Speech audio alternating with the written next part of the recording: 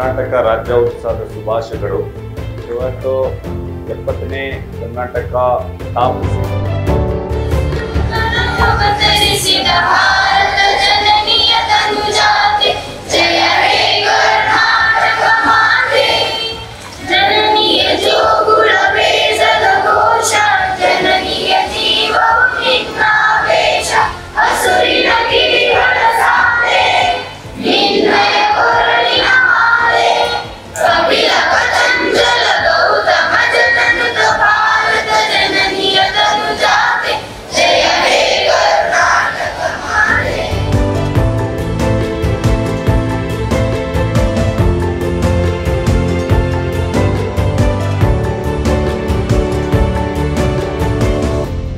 Today, we gather here to celebrate Karnataka Rajyotsava, a day of immense pride and significance to every Kannadiga.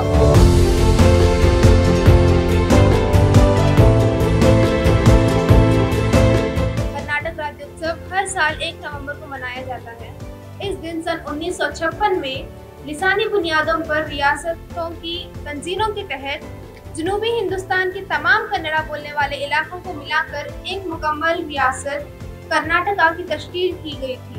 ತಮ್ಮೆಲ್ಲರಿಗೂ 70ನೇ ಕನ್ನಡ ರಾಜ್ಯೋತ್ಸವದ ಆರ್ಥಿಕ ಶುಭಾಶಯಗಳನ್ನು ಕೊಡುತ್ತೇನೆ. ನಮ್ದು ಭಾಷೆ ನಮ್ದು ಹೆಮ್ಮೆ ಇರಬೇಕು, ನಮ್ಮ ಪ್ರೀತಿ ಇರಬೇಕು, ನಮ್ದು ಆಶಾ ಇರಬೇಕು, ಎಲ್ಲರಿಗೆ ಸಹಾಯಕ ಕೊಡಬೇಕು.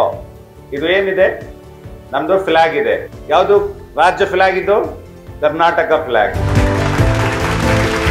ನಾನು ಯಾರ ಗೊತ್ತಾ ನಿಮಗೆ?